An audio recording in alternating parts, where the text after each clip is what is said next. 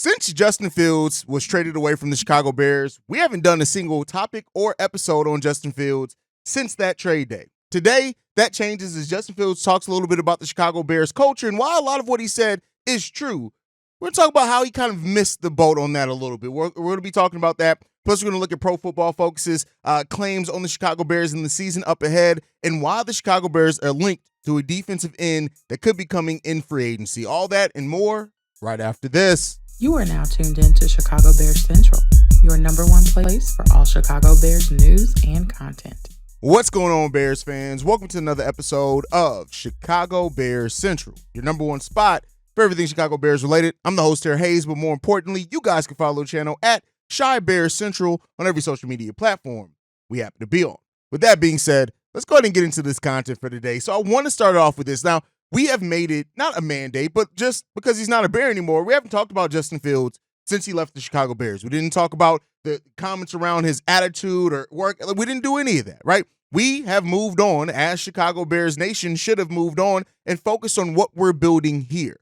But Justin Fields has made some comments that actually got some things back aimed towards Chicago Bears culture. I'm going to read the quote directly, and we'll talk about it after that. He said this: "Me being in two different places now, I realize you don't get this culture everywhere. I think Chicago, they're kind of changing the narrative now, but this has been the culture here for so many years. You can see it. Just the way we attack each and every day. Mike Tomlin, he stays on us about it. I think just having that, reiterating that each and every day, that keeps our guys on their toes. Guys are ready to compete each and every day." And I think that most Bears fans that are objective will say, yeah, the Bears culture has sucked for years and years and years at this point, right? And Ryan Poles has come in and he's changing that culture. Now, you're going to a team that has won Super Bowls in the past, right? That has a coach that won Super Bowls, and the culture should naturally be a little bit different in Pittsburgh than it is in Chicago. But where I kind of take a little bit of issue with Justin Fields' comments, it's not like I'm going to go all in on Justin Fields. When I initially read this, I kind of was prepared to go full Petty Roosevelt on Justin, but no, a lot of what he says, a lot has validity.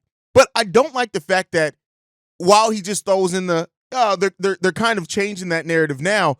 We've been working on changing the narrative. Ryan Poles has come in here and he changed a lot of that culture. And I think that for me, Justin Fields doesn't realize that part of the overall results of things not changing here the way that we want, not all of it is not all on Justin. Everything still sticks. That the Bears didn't necessarily put the best team around Justin. They didn't give him the best offensive line. We didn't always have the best weapons around Justin. All those things are true. But let's not make any mistake about it, that Justin also did not progress as a quarterback in the way that the Chicago Bears needed. And there are reasons for that. But let's be clear. The reason why at least the winning part of the culture that we could not put together was because Justin didn't develop the way that we needed him to develop as a quarterback. He is a amazing athlete, and I do not want to take away from that. But his decision-making, some of his abilities to read. Now, again, we had Luke Getsy playing calls. Our play calling wasn't always the best. But when you talk about something with the culture, and while he did throw in the line of they're kind of changing that now, no, we've done a lot to change that. And now the thing that rests back is the winning aspect of it. We got to get to being a winning franchise, even though I don't think culture and winning go hand in hand. Like, yes, there's some overlap there. There have been a lot of teams with bad coaches that have won because of talent. There's also been some teams with good culture, but they can't win because of talent. And so talent comes down to a large part in building a successful franchise. Culture plays a huge part as well, and the Bears have to prove that they can change the culture as far as the part of it of developing a quarterback. They have to prove that. Nobody that's reasonable is going to take away from that. But I think it's a bit remiss to not talk about the fact that, hey, Justin, you didn't live up to your end of the bargain either. The Bears didn't as far as putting the team around you. You didn't either as far as progressing as being a quarterback. And I think it's a lot said that, they've talked about everything from using Justin Fields as a kick returner to other things. They'll find a way. And Mike Tomlin, I do believe, truly believes in who and what Justin Fields could be. I made fun of the quote where he said there's a lot of meat to be left extracted off that bone. That's still a wild quote that Mike Tomlin said that, and nobody flinched. That was a wild quote. But hey, maybe it's just me. Nonetheless, when you talk about Bears coaching, especially when you get a former player, and a lot of players that have gone away have talked bad about the Bears coach. David Montgomery kind of alluded to it as well. Like, and the thing is that, yeah, but David Montgomery was here much longer, right? So it's just the Bears, we do have to change our culture. And And whether right or wrong, most people won't look at the change of culture as successful until the Bears start winning, people start developing, and also people want to stay here. And, Jalen Johnson, staying here is one thing. Eddie Jackson going away, and that's because of other things. Roquan, people still look at that Roquan situation as it being a bad Bears culture move. And so the Bears have a lot to do, and maybe Hard Knocks goes a long way in correcting that, as well as if that's paired with the season while the Bears are winning a little bit more. So in talking about this, the fact of the matter is I came in here with a lot more level head than I was initially coming in with. Thanks to Bobby and Steve-O. Shout out to my brothers who, we talked through things, and not even like they had to talk me off a ledge, but we just had a natural conversation about this quote from Justin Fields. And I always saw the validity in parts of what he said, but I think we got to also, when you're trying to build a culture, you have to have the right players to also change that culture. And unfortunately, whether it was because of situations, because of his progression, because of a mixture of all these things, coaching, it didn't get there. And so now, hopefully, with that fresh start that Justin Fields has also got over in Pittsburgh, and the fresh start that now the Bears have with Shane Waldron, Caleb Williams, Keenan Allen, DeAndre Swift, and the new look offense, that we get into a situation where the Bears can truly start changing that culture for this team, and we can build off that change of culture and start creating a winning franchise. That's what it is. Ryan Poles gets a lot of credit in the way that he's rebuilt everything in this Bears organization from top to bottom. But the fact of the matter is, no matter how good things are in that building, no matter how much the players may like each other, no matter how much respect, hard work goes in each and every day at Hallis Hall, until it comes and it results in wins, the majority of fans, the casual fans, whatever, football people, they don't pay attention to all the in and out. We, the people that are watching this video, we are in the weeds of this franchise, right? But I've always said that the biggest portion of any fan base are casuals. That's in not just sports, that's in movies, that's in film, that's in anime, that's in everything. The largest part are casuals. The people who like to get in the weeds of things, we are the minority, but we are a vocal minority and a well-informed minority. And until the majority, which are the casual fans, see the results of winning for the Chicago Bears, they're not going to believe anything is changing with the culture here, because the Bears have to win. And hopefully we have set ourselves in the right path to start changing their perception of that part of Bears culture. And let's see if we can get there. But let me know what you guys think on everything down below on that one. Let's go ahead and get into the next one for today. So the Bears have continually been linked yet again to potentially getting Yannick Ngakoue in the building here. And, there's a lot of thought. This isn't anything that's rare. A lot of people share the thought process that the Chicago Bears could bring back Yannick Ngakoue. And it's because of need, right? And, much like the Bears did last year when we did bring in Yannick Ngakoue, that was not till August, I don't think we signed Yannick Ngakoue. And so because of that, the Bears are going to do a similar situation now. They're going to really look at and review and see what we have here on the edge position. What does Austin Booker bring? What does DeMarcus Walker bring? But there is always going to be that chance that they look to bring in that. And this comes from Albert Breer, who says this. Right now, the Bears have Montez Sweat and Will See on edge. DeMarcus Walker is back after coming over from the Titans in 2023 season and having a so-so first year in Chicago. If there's an upside guy, it may be fifth-round pick Austin Booker, who has ability, but probably could have used another year or two in college. All of it points to adding a vet such as Ngakoue, who signed in Chicago on August 3rd of last year after the Bears determined they needed more help at the position. I forecast something similar, maybe right to the timing coming this year, with the team continuing to monitoring the trade market leading right up until the October deadline. So the Bears seemingly, per Albert Breer, are going to be continually looking at adding a potential veteran edge. But them going through training camp with what they have says that, hey, we have some confidence in this, right? In DeMarcus Walker, in Austin Booker. We just want to see if it's all going to come together the way that we hope that it is. And if it's not, and it's a sign for concern, the Bears are going to pivot and bring in a veteran. Now, will that be Yannick again? Would that be maybe a different veteran edge? Would that be actually making a trade using some of the other chips that you have on this team to bring in that edge? All those possibilities are open. And that's where Ryan Poles likes to be, in that place of having all possibilities available to him. And he's not gonna move off that flexibility. So we won't know for 100% fact what the Bears' plan is to do with that edge rusher until we get there. But it does seem like we are approaching that. We are approaching a situation in which it could become highly likely that the Chicago Bears are going to go after a veteran edge. So let me know what you guys think on that as well down below. Now, Pro Football Focus which is I always like to go to, not just because of their grades, but because of kind of their insight, right? And kind of add something to it. So Pro Football Focus talked about the Bears' upcoming 2024 season, and they said this. With stars at several positions and a fantastic all-around roster, the Bears will need to exercise their demons in 2024 and at least vie for a wild card berth. If underachievement continues, the uncertainty at head coach looms. Which I wanted to talk about this because I have had the mindset with the changes made to the staff is that Matt Eberflus is going to see the remaining 2 years on his contract. He has 1 year after this upcoming season.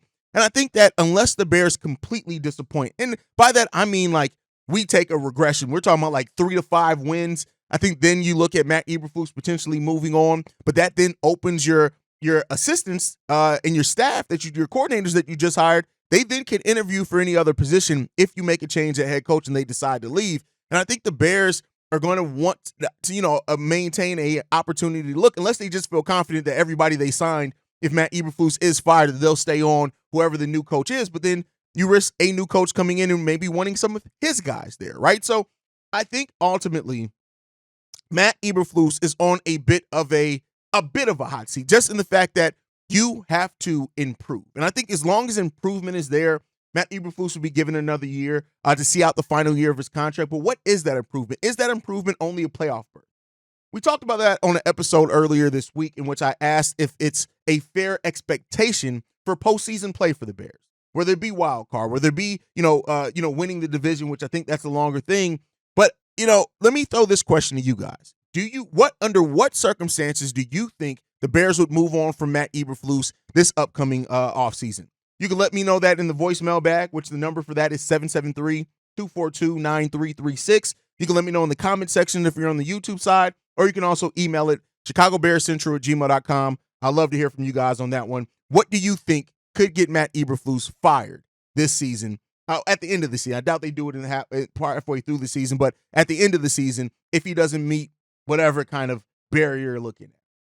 With that said, moving into the last topic for today, expectations. I've talked a lot about this Bears offense and how it could get off to a slow start, how it could be a little rocky at first and take some time to really get to this offense being the well-oiled machine that I hope they're going to be by, I've said week 7, week 8, right? But before the end of the season.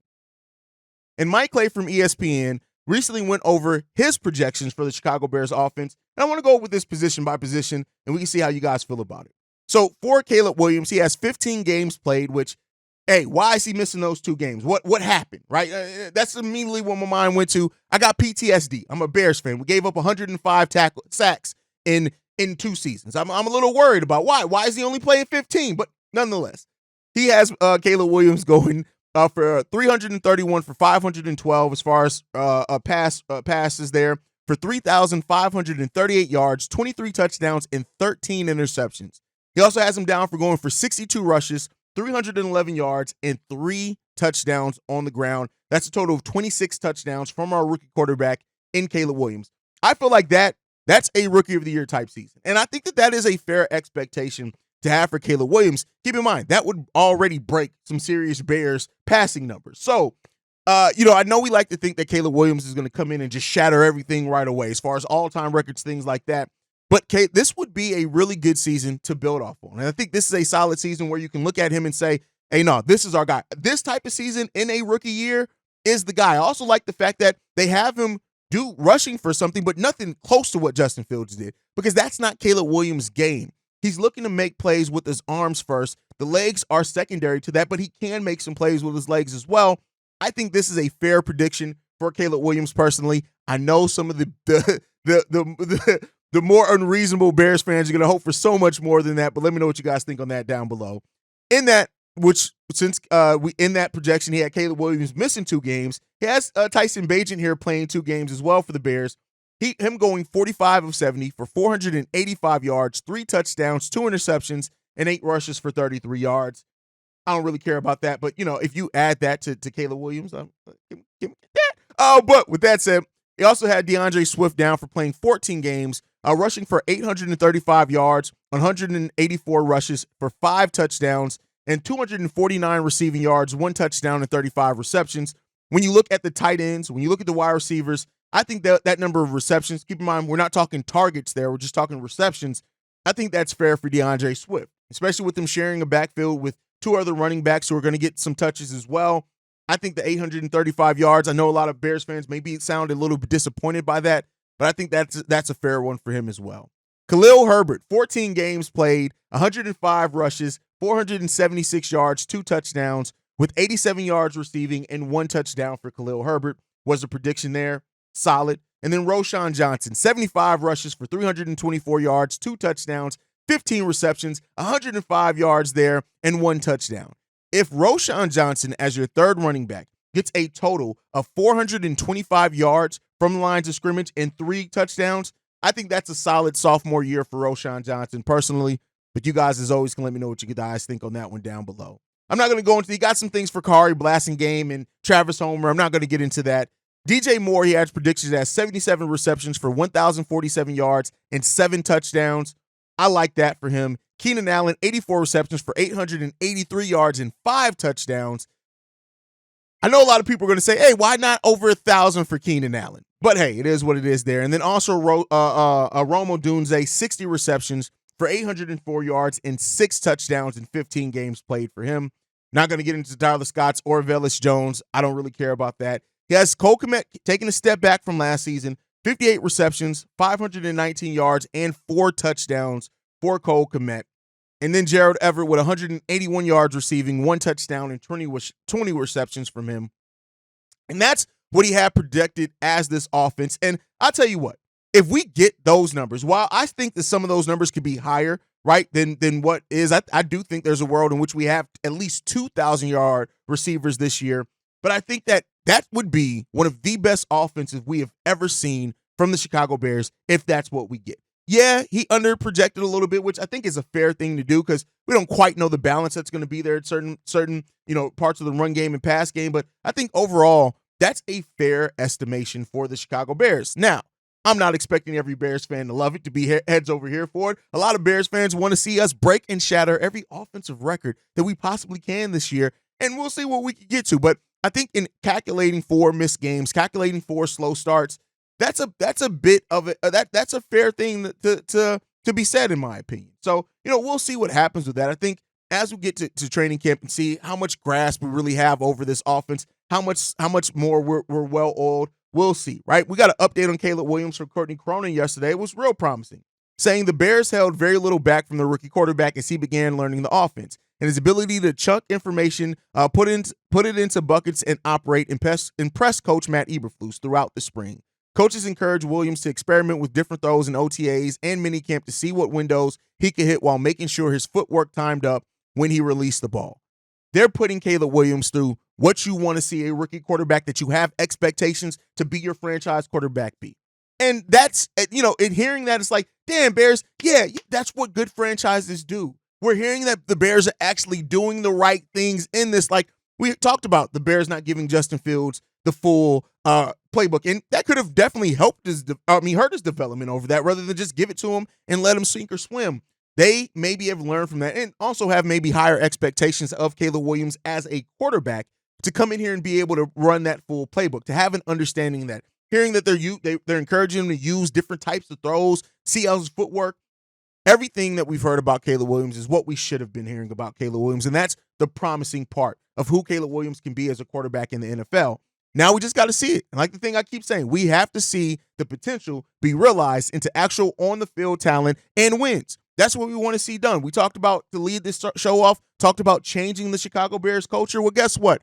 You know what changes cultures for people? Like I said, winning. That's what you got to do. Winning cures all. Even if you have a so-so culture, if you're winning football games, winning can overcome a lot. They may talk about it later after they step away from it and be like, hey, we were winning games, but I really hated this motherfucker. But at the end of the day, like, winning cures all. And it cures all for fans in a lot of ways as well, right? A lot of the criticism that are around the Bears are because we haven't won at a high level in so long. Let's hope that we're starting to get to the path of actually correcting that, and we can start winning some football games here, guys. Like, that's ultimately what it comes down to, is everybody just wants to win football games for this Bears team. And we can talk about culture, we can talk about talent, we can talk about coaching, we can talk about all of these things all day long. It all comes down to one thing, and one thing that everybody wants, that is a fan of this team, is you want to win football games. And so let's hope that's the case. Let's hope that's what gets us to where we need to be, and the Chicago Bears can start making the corrective steps needed to being a winning franchise and win consistently over seasons. That's what we want to do. We don't want to have just one big winning season, then we go right back into purgatory. We want to have sustained winning over an amount of time. And let's hope that we're getting to that place where the Bears can actually, did I say Bulls early, where the Bears can actually start getting that and bringing that to us Bears fans. Let's hope so. But guys, thank you so much for tuning in. Make sure you guys are following the show at Shy Bears Central. You can send us any feedback, questions, comments, concerns, ChicagoBearsCentral@gmail.com. And then lastly, if you want to leave a text message and our voicemail for the mailbag, the number to do so, 773-242-9336. We are the number one spot for everything Chicago Bears related, thanks to you guys. And like we like to end every episode on, Chi-Town up, but bear down. Love you guys. Peace, y'all. This has been a presentation of the Break Media.